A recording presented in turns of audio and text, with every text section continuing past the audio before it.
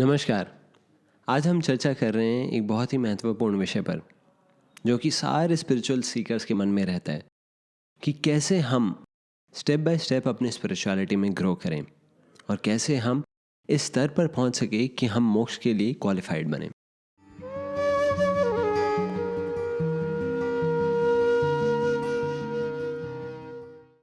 मैं हूं शिवम गीता कोर्स से। We are here to help you discover your best friend, your true guide and your most valuable asset in life, Bhagavad Gita. और भगवद गीता में principles mentioned हैं कि किस प्रकार से हम अपनी स्पिरिचुअल लाइफ को धीरे धीरे ग्रो कर सकते हैं।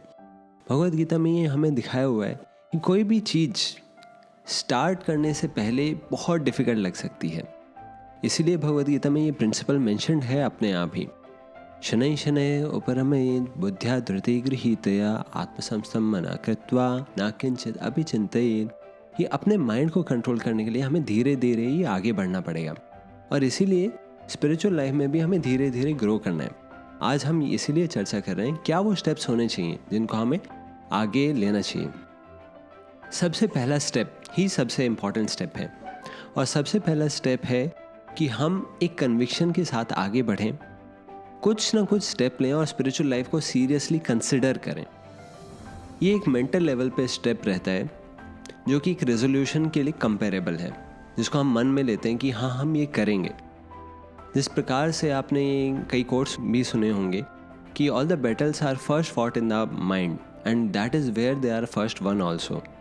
सारी की सारी लड़ाइयाँ सबसे पहले मन में ही लड़ी जाती हैं।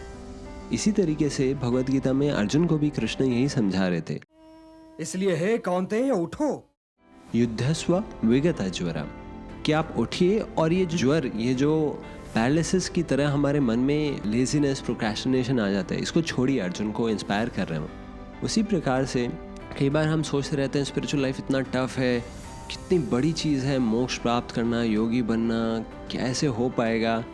ये सब चीज़ें तो बहुत सीरियस कल्टिवेशन की बातें हैं, तो हम सोचते हैं कि हम करेंगे पर बाद में करेंगे, तो इसीलिए वो प्रोक्रेस्टिनेट होती रहती है। तो first step is the most important step कि हम एक कन्विक्शन लें, रेजोल्यूशन लें कि हाँ हम इसको स्टार्ट करेंगे।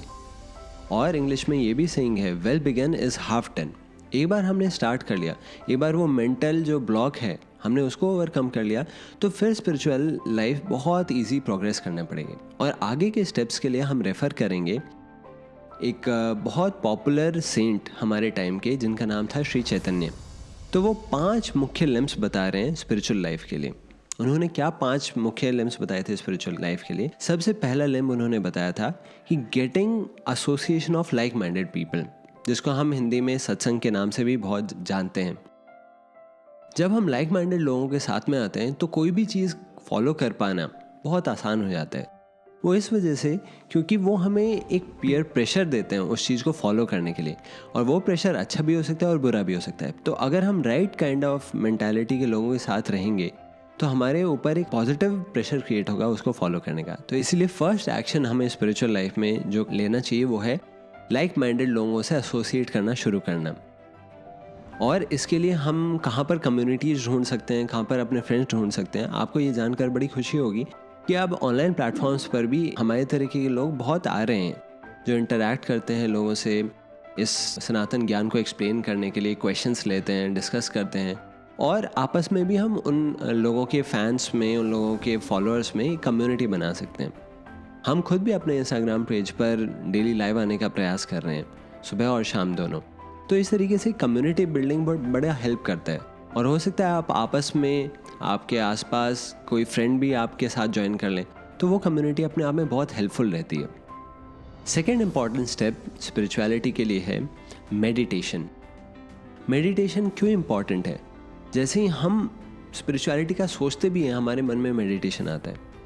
जैसे ही हम मन को कंट्रोल करने की बात सोचते हैं मेडिटेशन आता है, क्योंकि मेडिटेशन वो ट्रेनिंग है जहाँ पर हम मन को जिम में ट्रेन कर सकते हैं, मन की मसल्स बना सकते हैं, माइंड कंट्रोल।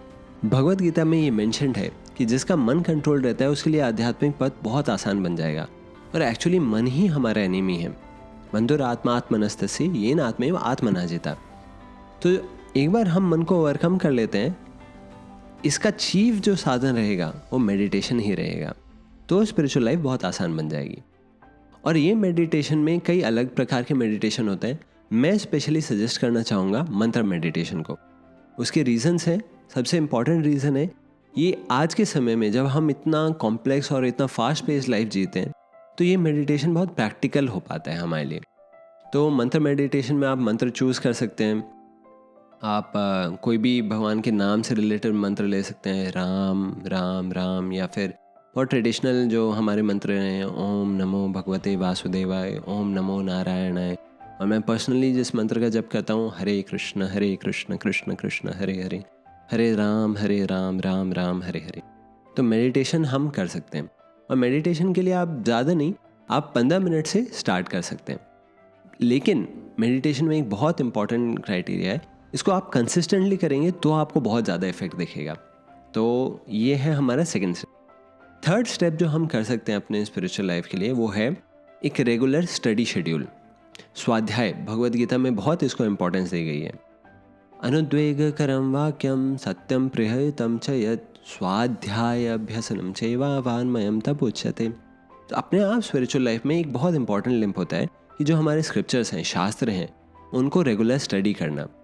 उसको स्टडी करने का क्या एक बहुत इंपॉर्टेंट कॉन्सिक्वेंस होता है कि हमारा फ्रेमवर्क, हमारा जो मेंटल फ्रेमवर्क है, हमारा जो फेथ है, वो बहुत स्ट्रांगली इस बात पर कन्विंस रहता है कि हाँ, इसको परस्यू करना चाहिए।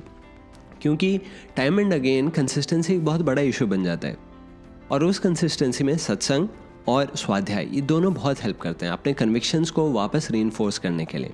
तो ये है थर्ड स्टेप। इस थर्ड स्टेप में मैं रिकमेंड करूँगा 15 मिनट से 20 मिनट गीता को ज़रूर पढ़ें, गीता जिसमें कमेंट्री अवेलेबल हो। और हम जल्दी एक वीडियो बनाएंगे जिसमें हम ये डिस्कस कर रहे हैं कि गीता की कौन सी कमेंट्रीज़ हम रेफ़र कर सकते हैं। इतनी सारी कमेंट्रीज़ अवेलेबल है मार्केट में। फोर्थ स्टेप जो हम ले सकते हैं अपने स्पिरिचुअल लाइफ में वो ये है कि हम ट्रैवल कर सकते हैं ऐसी प्लेसेस पर जहाँ पर बहुत शांति मिलती हो हमें, जहाँ पर ऐसी कम्युनिटीज़ अवेलेबल हो, या फिर जहाँ पर हमें खुद कनेक्शन फील होता हो भगवान से। आप में से कई लोग अगर नॉर्थ इंडिया में वृंदावन कई लोगों के लिए एक्सेसिबल हो सकता है, द्वारका एक्सेसिबल हो सकता है, थोड़ा ईस्ट में जाएँ जगन्नाथपुरी एक्सेसिबल हो सकता है। तो इंडिया में स्पेशली ये ब्यूटी है कि जगह जगह पर इतने तीर्थ स्थल हैं, धाम इतने नज़दीक हैं हमारे, तो हम कहीं पर भी जाकर हम बहुत अच्छा कनेक्शन एक्सपीरियंस कर सकते हैं। ये फोर्थ स्टेप है जो हम साल में 1-2 बार अगर कभी आउटिंग रखें, अपना ट्रैवल करना हर किसी को पसंद होता है, तो ऐसी जगह रख सकते हैं जहाँ पर हम टेम्पल भी विज़िट कर सकें या फिर ऐसे प्लेसेस विज़िट कर सकें। और 5वां इंपॉर्टेंट स्टेप है एंगेजमेंट्स आर वेरी इंपॉर्टेंट। आप देखिए कितना हम अपने मन को लगा सकते हैं, कितनी देर हम बैठ सकते हैं पढ़ाई करने, गीता पढ़ने और मेडिटेशन करने। पर एंगेजमेंट्स ऐसा तरीका है जिसके द्वारा हम अपने आप को बहुत लंबे समय तक के लिए और बहुत खुशी खुशी अप्लाई कर सकते हैं। तो हम में से हर किसी के पास अपने टैलेंट्स हैं, तो स्पेशली हम लोग तो ये प्लेटफॉर्म बहुत समय से ऑफ़र कर रहे हैं। आप आइए, हमसे कनेक्ट कीजिए और आपका जो भी स्किल है आप उसको सनातन धर्म को स्प्रेड करने के लिए एम्प्लॉय कर सकते हैं। और ये एंगेजमेंट्स जो हमें मिलते हैं अपने सेंसेस को लगाने के लिए, अपने स्किल्स को लगाने के लिए, ये स्पिरिचुअली भी हमें हेल्प करते हैं और हमें इमोशनली सेटिस्फाई भी करते हैं। तो ये 5 बहुत बेसिक स्टेप।